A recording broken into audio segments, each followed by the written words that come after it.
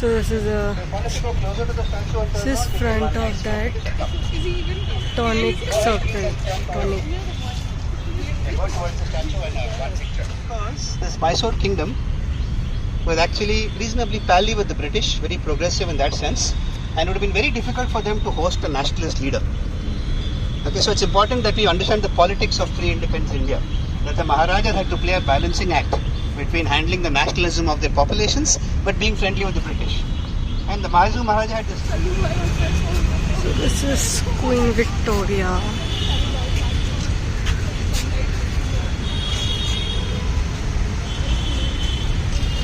You can come closer and try to read what's written there if you want. It's very interesting. We'll talk about it. In Gandhiji's case, nothing for the longest time. Nobody had ruled that long. And when you know what that matters, from 1837 to 1901, that's 64 years he had ruled. When you have one ruler, you have stability. You heard of the Industrial Revolution? When was that? The entire British Pax Britannica, it was really helped by the fact that she did not die early. Because the moment a queen dies, there are succession issues, intermarriages. Having one stable, it's actually interesting. And the entire city Bangalore was built in Victorian times. So we use the word Victorian England. Bangalore was a Victorian era city. It began life when she began her reign. Until 91, all the stuff I'm telling you happened in her time. So it's important that we are a colony, but we are also part of the most successful industrializing empire of its time. And we got a lot of benefits from being part of that. Okay, so that's one thing to remember. It was the East India Company. There were shareholders. Even if they conquered something, there would be an agreement around it. Everything would be signed. Everything would be legally watertight. It might justify something not moral, but legally it was always watertight, right? Doctrine of lapse. If you don't have a male heir, that's it. I'm taking your kingdom. Whether it's good or not, you don't discuss. You don't have a male heir, I'm taking it, right? So most of the British conquest of India was very tightly controlled by laws. Okay. So the way to beat them at it were also laws. So I'm going to give you two examples of how the Kingdom of Mysore used law to fight the British. I don't know if any of you know this. So you know the doctrine of lapse? That essentially, if an Indian king didn't have a male child, he gives the kingdom to the British. A very convenient way of acquisition. Okay, and it is the law, so that's how it works. They didn't have to say we're going to come. So every king wanted a male heir. What happens if you don't get one? You can't adopt. It's not allowed by law. And so the Mysore kingdom, 1808, has become Mysore again. The British have built a small town called Bangalore where we are. And in the 1830s, there is a bit of unrest in the north of Mysore. So the British take over Mysore. They say the king is not able to govern. So 1831, Mysore kingdoms become British. They take it over by force.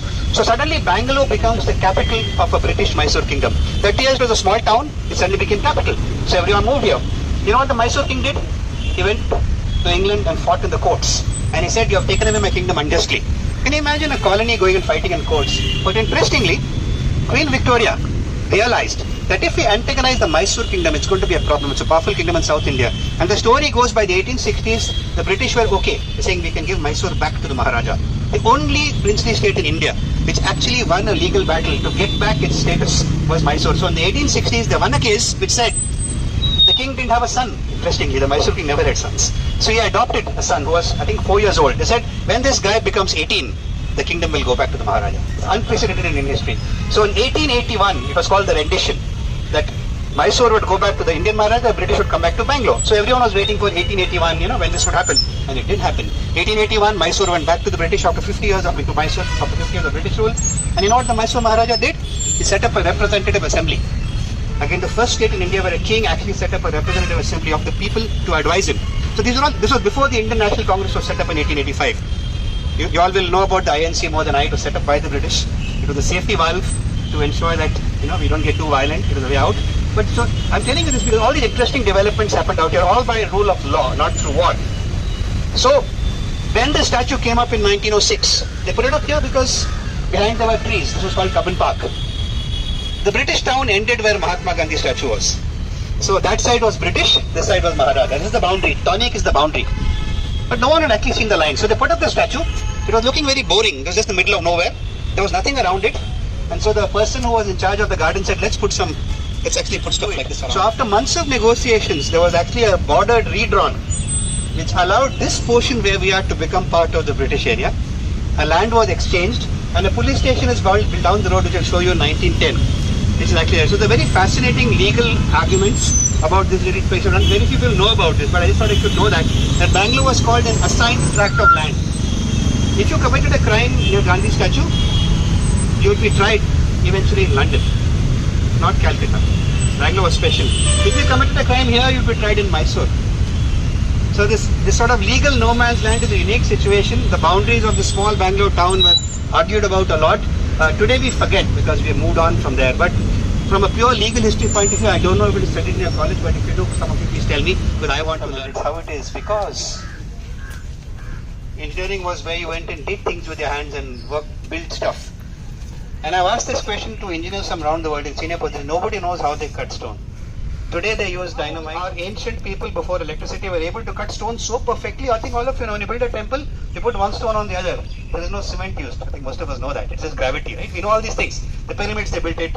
If you go to Tanjavur and see the big temple, people will say they built a long ramp and they used people to push it. But somehow our education system never asks us to think how they made the things in the first place. So, you agree it's a good question to ask. How did, so where I'm standing was cut off from here, sliced. Have any of you been to Tanjavur, Hampi, Mahabalipuram? You have entire rock faces which are sliced like bread, you know, like 20 feet high, clean cut. Anyone wants to guess? No? So if you want to see the answer, you have to come here. Okay, I'll tell you what they did. Supposing I wanted to cut this rock, I would take another chisel made of, we had iron and we had steel. Hammer and make a hole that is 1 inch deep. So if you come here where I'm standing, there are these small holes. You know, to come to where I'm standing, it's just small holes. Can you see them? Yeah. In the shape. So you make these holes and then you hammer wood into it. Okay? Then you put water on the wood and the wood expands and it splits the rock.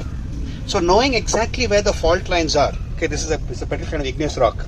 It is not sedimentary, it's not layers, it fractures. Just imagine that. That is a skill. So if you are able to make a few small cuts and create a little bit of expansion, it actually splits the rock perfectly. So here they were actually trying to cut a triangle. You can see here half the hole. So this has been cut off. So this got cut off from here. You can't move these things. This moved so much. Then they began cutting a triangle. You can see they made the triangle there. How neatly. How was that made? Exactly like this. All our temples and all our structures made of stone were made painstakingly, but also with a lot of knowledge. This is not Indian. It's used around the world, by the way. But this is how it was done. So we're standing at an old workshop where people thousands of years ago would have come here and hammered away and made this. And they did so much.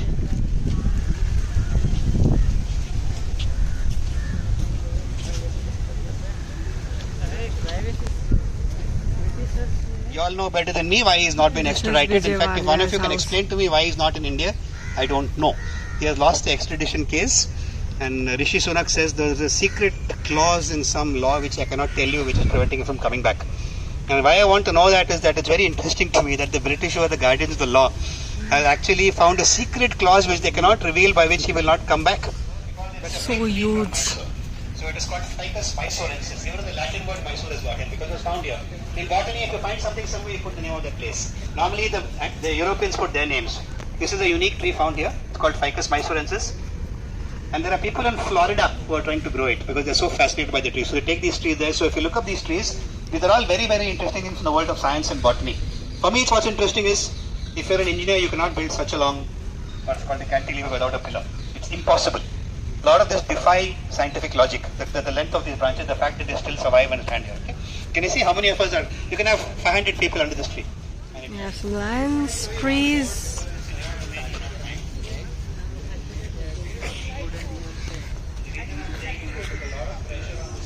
Foundation of the city was laid by the British where we are today. So most of the ethos, the thinking is British, colonial. But the British doesn't mean only British people. Indians were also here, lots of them, right? So what did the Indians and the British do here together for 140 years that made this city and state different from other states on independence? And the advantage of history is you can look back and say, okay, these are the 4-5 things that mattered. You know, you can look back. There are hundreds of things. I'll try and tell you the main things. Well, I'll tell you things that all of you will relate to. In the 1880s Industrial Revolution, Englishmen were sent all over the world to make money, young boys. They reached the age of 35, made money. They can't go back home. You know why? They were thrown out of England in the first place because they had religious issues.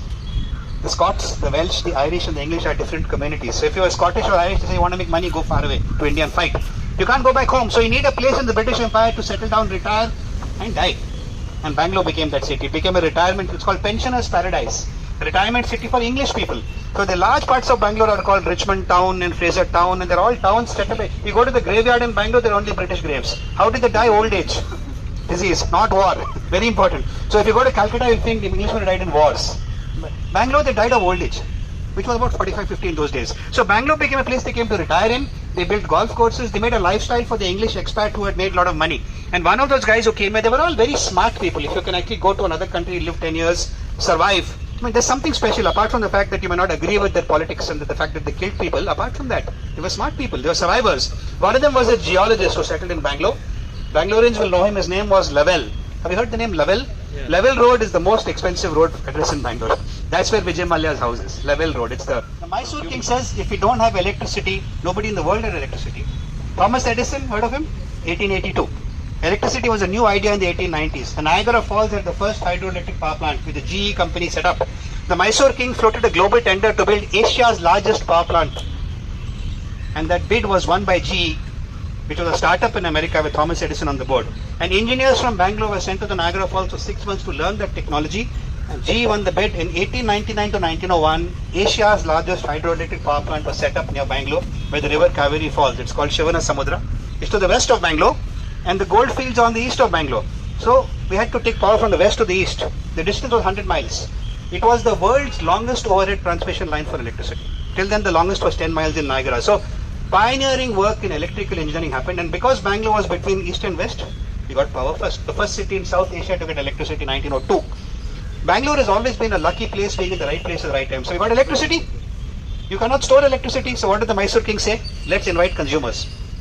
We don't hear these stories in our history books because we hear only about wars. But the industrialization of India began here because we had a progressive king who had electricity, who invited risk-taking entrepreneurs to come to the ecosystem and provided patronage and venture capital. I'm using contemporary words. That's exactly what happened. So people from around India came here. You're not engineers, but you might know this man, Sir M. Vishweshwaraya.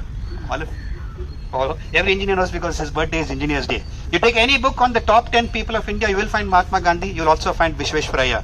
They were opposed ideologically.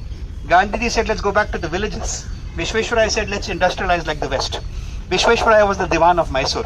So we had this confluence of a very progressive engineer who had built the largest dams for the British, who was given political power here. So all this came together. Indian businessmen invited you to set up factories.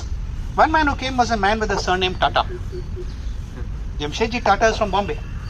He had no business interest in South India at all. But one of the Diwans of this place convinced him to come here and start making silk. Silk is a long story in Bangalore, I'll tell you later, but Tata set up silks. Then, have you heard of Swami Vivekananda? When did he do what he did in Chicago? 1893. World Parliament of Religions. We all know that. He presented Indian thought and philosophy in English to a global audience. Correctly at the entrance, the security will tell me to move soon because a judge is coming.